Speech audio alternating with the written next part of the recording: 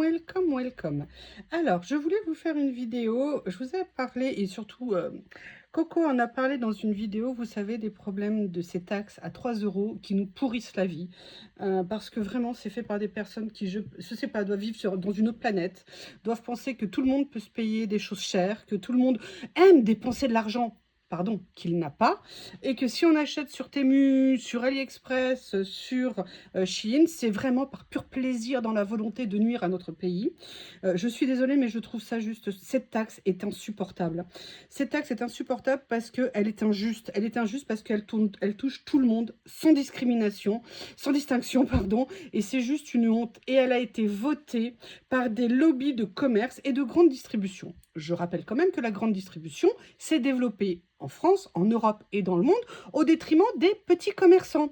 Donc je les trouve un petit peu culottés maintenant de venir pleurer misère sur ce qui est en train de se passer sur l'importation et le recours à ces plateformes de vente, en sachant que eux-mêmes et les commerces de proximité utilisent pour beaucoup des produits importés chinois. C'est marrant quand ça les concerne, eux, la taxe, c'est pas un problème. Mais par contre, quand nous, les particuliers, on essaye de trouver des solutions pour avoir ce dont on a besoin, d'accord? Là, par contre, ça pose un problème. Cette taxe est juste tout bonnement inacceptable. Et je me demande pourquoi, en tant que citoyen, on est des moutons et qu'on l'accepte. Je ne comprends pas pourquoi il n'y a pas déjà comment on appelle ça, mince,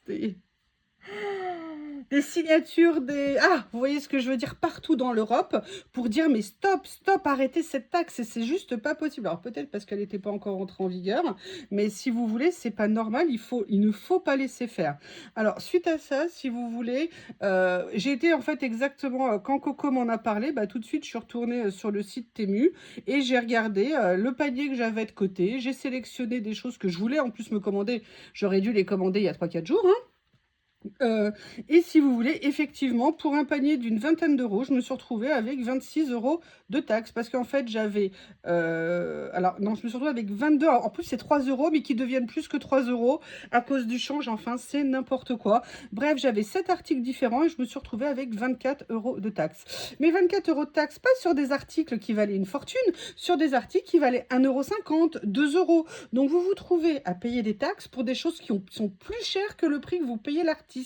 Et surtout, je vais le dire aux commerçants, et j'ai été dans ma famille commerçant de proximité. Est-ce que vous croyez vraiment que de faire ça aux gens, d'imposer cette taxe, va changer les comportements? Eh bien, moi, je vais vous le dire, en tant que consommatrice, en tant que Française, eh bien, je vais consommer de moins en moins dans les magasins. Rien que pour me rebeller, parce que je ne suis pas contente de ce qui est en train de se passer, parce que c'est juste une honte. Et encore, moi, j'ai peut-être un peu plus de moyens que certaines personnes, je ne sais pas. Je pense aux familles qui ont vraiment pas de moyens, qui doivent habiller 2, 3, 4 enfants. Je pense aux personnes âgées qui ont des toutes petites retraites. Je pense voilà, à ce genre aussi de personnes. Moi, je suis encore dans la vie active, même si c'est très compliqué pour des raisons que je tairai, si vous voulez. Mais c'est juste une honte. Et vous croyez vraiment que c'est ça qui va faire que les gens vont aller consommer dans les magasins? Mais vous n'avez juste rien compris. C'est pas possible. Vous n'avez rien compris. Plutôt que d'essayer d'évoluer, de changer vos façons de faire, de mettre des livraisons, de trouver d'autres façons, de revoir vos marges, de renégocier vos baux commerciaux, de revoir tout ça, non, vous restez campé sur vos positions. C'est pas vous les responsables, c'est les autres. Jamais personne n'est entièrement responsable ou entièrement innocent. La responsabilité, elle est des deux côtés. Mais il faut quand même à un moment donné se poser la vraie question. Pourquoi les gens n'achètent plus chez vous? D'accord? Moi, aujourd'hui, quand je vais dans des commerces où j'arrive à 7h moins 10, bah désolé, je travaille, hein, il y a un moment donné, et que là, on me dit, oh là là, madame, on va fermer, vous pouvez pas revenir à un autre moment? Bah non, en fait, non, je peux pas. Vous m'excusez, j'ai fait de la route, j'ai pris du temps, là, c'est compliqué pour moi, non, je peux pas. Attention, je comprends que la personne, au bout d'une journée de boulot, elle ait envie d'arrêter, je ne dis pas le contraire, mais il y a un moment donné, il faut se mettre à la place des gens. Quand vous voyez des t-shirts et vous voyez les mêmes compositions, les mêmes trucs, c'est vendu 6 fois plus cher, 7 fois, 10 fois, 20 fois plus cher dans nos magasins. Il y a un moment, dans vos magasins, pardon, il y a un moment donné, il faut se poser la question. Il faut aussi voir, et là on a un autre niveau, la rémunération en France aujourd'hui, c'est compliqué à tous les niveaux. Mais moi, j'ai réfléchi à ça. Moi, quand je suis face à un challenge, il faut que je trouve des solutions. Alors, pour l'instant, la seule idée que j'ai eue, et j'ai fait des tests en fait cet après-midi, je crois que maintenant, il faut traiter nos commandes sur ces plateformes de façon différentes. C'est-à-dire qu'avant, on se faisait des paniers, si vous voulez, avec une coque de téléphone, une chemise, un pantalon, on mettait des stickers, on mettait du papier, on mettait des tournevis. Vous voyez, on mettait plein de choses différentes et on était super contents de recevoir nos commandes et on se disait chouette, on a ce qu'on veut. Parfois la qualité était bonne, parfois elle n'était pas bonne et en même temps quand on payait un truc pas cher, on se disait bon, vu le prix, c'est relativement cohérent. Mais en fait, moi, j'ai fait des tests cet après-midi pour essayer de voir quelle solution trouver. Je pense qu'il faut changer de façon de consommer en fait sur ces plateformes. Il ne faut pas arrêter de commander, il faut commander différemment. C'est-à-dire être plus organisé et aussi peut-être faire des commandes collectives. C'est-à-dire si vous avez des enfants, adultes, si vous avez des cousins, des cousines, des parents, des grands-parents, plutôt que chacun fasse sa commande dans un coin, si vous vivez à proximité, il est peut-être plus intéressant de faire des commandes groupées. Ça, c'est la première chose plutôt que de passer par chacun sa petite commande individuelle. Après, ça vous obligera à faire un dîner de famille le week-end pour remettre les commandes à chacun, indubitablement. Mais c'est peut-être déjà une première solution possible pour pouvoir continuer à commander sur ces sites. La deuxième solution que moi j'ai trouvée, c'est qu'on ne peut plus faire des commandes diversifiées. Tant qu'ils n'ont pas trouvé de solution et il faut que l'Europe retire cette putain de loi, excusez-moi, je suis désolée, je vais le dire comme je le pense, il faut qu'il le retire ou alors qu'il le fasse différemment, une taxe proportionnelle à la valeur peut-être du colis, proportionnelle à la valeur des articles, enfin quand on paye un article 90 centimes, moi, quand j'achète du scotch 3D qui fait 1 mm d'épaisseur et 1/2 centimètre de large, est-ce que vous pouvez me dire où je le trouve en France? Est-ce que vous pouvez me dire où je le trouve? Vous pouvez me dire où je vais trouver un rouleau comme ça de washi? Ça n'existe pas. Et ça n'est pas de la fast fashion, c'est du loisir. Le bricolage, c'est du loisir. Les accessoires de cuisine, c'est de la vie du quotidien. Ça n'est pas de la fast fashion. Ou alors, ils se sont foutus de notre gueule. Ils ont fait passer ça en parlant de fast fashion et en fait, ils l'ont appliqué à toutes les commandes. Et ça, c'est malhonnête. Et ça, c'est insupportable. Donc, si vous voulez, la deuxième solution que j'ai trouvée, enfin, option possible, c'est de faire des commandes fragmentées, segmentées. C'est-à-dire, par exemple, vous avez besoin de vêtements pour votre famille, pour vous. Vous avez besoin, je vais vous dire n'importe quoi, vous avez besoin de culottes. Et bien, au lieu de commander des culottes et de mettre autre chose dedans, vous faites une commande exclusivement de culottes. Sauf que vous ne faites pas une seule commande à la fois, un seul produit culotte dans votre panier. Vous mettez plusieurs lots. Et comme ça, vous ne paierez qu'une seule taxe parce qu'il n'y a qu'un seul produit. Et pareil, quand vous avez besoin de pulls, vous ne faites que des pulls. Quand vous avez besoin de papier pour le loisir créatif, vous ne faites que du papier dedans. Alors, vous allez me dire, oui, mais ça va nous revenir plus cher. Alors, c'est vrai, ça va être plus compliqué. Mais je pense que c'est une possibilité qu'il faut quand même réfléchir. Et là, par contre, l'autre appel que je vais lancer, c'est à Temu. Et Temu, Ali, Shein, et j'espère qu'ils vont réagir. C'est qu'aujourd'hui, Temu, ils nous font yesh depuis des mois à avoir mis 20 € minimum de commande pour pouvoir passer une commande. Aujourd'hui, si on cumule les frais, les plafonds de 20 €, si vous voulez, ça fait trop. À un moment donné, il faut qu'ils fassent aussi un geste de leur côté s'ils veulent continuer à avoir des commandes. La première chose, c'est de retirer ce minimum de commandes, de le repasser à 10 €, à 5 €, à ce qu'ils veulent, mais pas 20 €. Parce que quand on veut commander des petits articles, ça fait trop.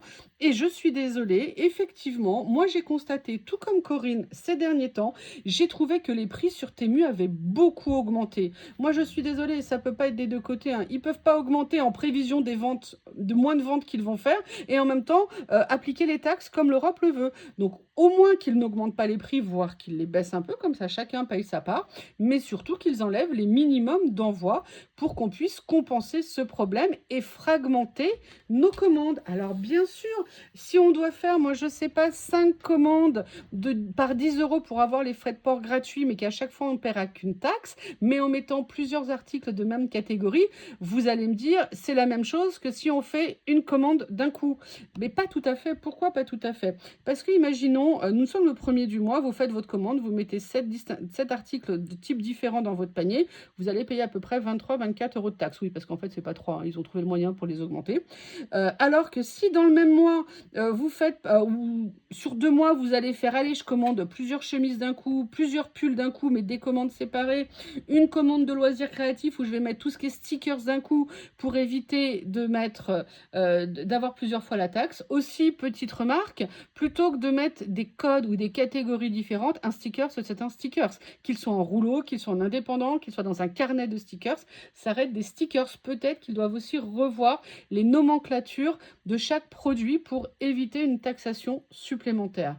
Je vous prie de m'excuser, c'est à la fois un coup de gueule, un dégoût absolu par des gens qui prennent des décisions qui sont complètement déconnectées, par un lobbying de la grande distribution et des commerces.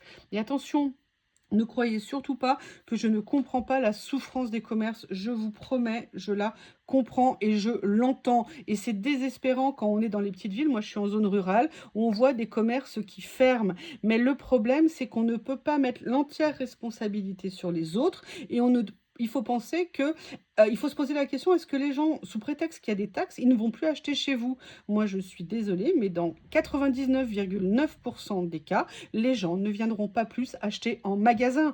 Parce que de toute façon, même si le t-shirt vaut 2 € et qu'on lui met une taxe, il vaudra toujours moins cher que celui qu'on va acheter chez vous. Et dites-vous bien une chose encore une fois, les commerçants, c'est qui va en profiter? C'est pas vous, le commerce de proximité, c'est la grande distribution qui va aller acheter un t-shirt en Chine, tout comme vous, sauf qu'il va en acheter des containers entiers, que le t-shirt va lui revenir peut-être 2-3 € en prix de revient et qu'ils vont le vendre 6-7 en magasin. Et là, les gens vont se dire, ah bah peut-être que finalement, je vais l'acheter chez Carrefour, chez Auchan, chez ce qu'on veut. Et là, vous croyez que vous allez être gagnant? Vous ne serez pas gagnant. Cette taxe, c'est un cauchemar pour tout le monde et vous les premiers, parce que vous n'avez rien compris. Excusez-moi, je suis désolée. Vous vous êtes fait entraîner, je ne sais pas par qui, dans ce raisonnement stupide. Et en plus, si vous voulez, ça va être contre-productif pour vous et ça ne mènera strictement à rien. Donc moi, la simple idée que je vous donne, c'est de regrouper des commandes autour de famille, d'amis, de copines, de copains, de voisins. C'est compliqué, mais je ne vois pas une autre solution. La deuxième autre solution, j'en vois une autre, pardon, c'est de fragmenter dans le temps vos commandes. C'est-à-dire de vous dire, voilà, pour la rentrée des classes, je vais avoir besoin de, je sais pas, 4 pantalons pour tel enfin 2 pantalons pour tel enfant, 2 pantalons pour tel autre. Eh bien, vous commandez que des pantalons dans une commande. Ensuite, vous faites une autre commande où vous allez commander que des chemises. Alors, vous pourrez me dire, on peut peut-être toutes les réunir, c'est-à-dire faire la grosse commande de chemises et la grosse commande de pantalons. C'est aussi possible. Mais ce que je veux dire par là, c'est que c'est plus des petites commandes avec un article par-ci, un article par-là de chaque catégorie. Excusez-moi. Que c'est regroupé par catégorie de produits. Voilà, je vous prie, cette fois-ci, c'est fini. Dites-moi ce que vous en pensez. Est-ce que vous avez d'autres idées? Et encore une fois, je sais que s'il y a des commerçants qui écoutent, ils vont penser que je leur en veux. Non, je pense que malheureusement, ça n'est pas ce qui va vous aider à passer le cap. Et si vous me demandez, malheureusement, je n'ai pas de solution pour vous non plus. Et non, je n'ai pas du tout envie que vous disparaissiez. Mais je vais vous donner, si vous me permettez, un autre parallèle. Vous avez imposé, et je dis bien imposer, toute l'industrie du livre, que les commandes par correspondance de livres soient d'un minimum de 35 €, sinon il y avait des frais de port à payer. Vous pensiez que quoi? Ça allait ramener les gens dans vos librairies? Et moi j'adore les librairies et je lisais beaucoup. J'étais une très grosse consommatrice de livres. Bah, je peux vous dire que c'est pas du tout le cas. J'ai regardé les chiffres, a priori, il n'y a pas eu un rebond. Tout simplement pourquoi? Mais parce que vous ne pouvez pas posséder les bibliothèques du monde entier. Et moi, je suis désolée, quand je suis allée à la librairie de mon village pour commander un livre, pour prendre un livre, elle ne l'avait pas, fallait le commander. Bon, bah ok, je l'ai fait là ce jour-là exceptionnellement. Mais quand j'ai des cadeaux spécifiques et que je suis dans une grande ville ou autre part et que le magasin n'a pas, j'ai fait des kilomètres, il n'a pas le livre, il faut que je le commande, mais je ne peux pas me le faire livrer parce que c'est pas le minimum. Quand je vais dans mon village, c'est la même chose. Bref, résultat, on perd du temps, on ne commande plus, et bien finalement, ou on commande moins, ou on continue à commander avec des frais de port, à ne pas payer des commandes de 35 €. C'est contre-productif. On ne donne pas envie aux gens en les sanctionnant, en les punissant. D'accord? Parce que quand on est à la campagne et quand on travaille, on n'a pas le temps de courir plusieurs fois pour avoir une commande de livres. On n'a pas le temps de pouvoir se déplacer, de payer de l'essence, du stationnement. Ou à Lyon, par exemple, dès que vous dépassez de 30 secondes, ils trouvent le moyen de vous mettre un PV. Si vous voulez, il y a un moment donné, il faut se mettre dans la réalité aussi des gens. Par contre, contre, un libraire fantastique, accueillant, qui sait parler de ses livres avec passion, avec bonheur, c'est un immense plaisir, là, il attirera des clients. Voilà, je suis désolée, c'est un coup de gueule, c'est une citoyenne, c'est en même temps une consommatrice qui avait envie de s'exprimer sur cette aberration. Voilà, j'espère que ça aura pu vous être utile. En tout cas, je vous remercie et je vous dis à bientôt.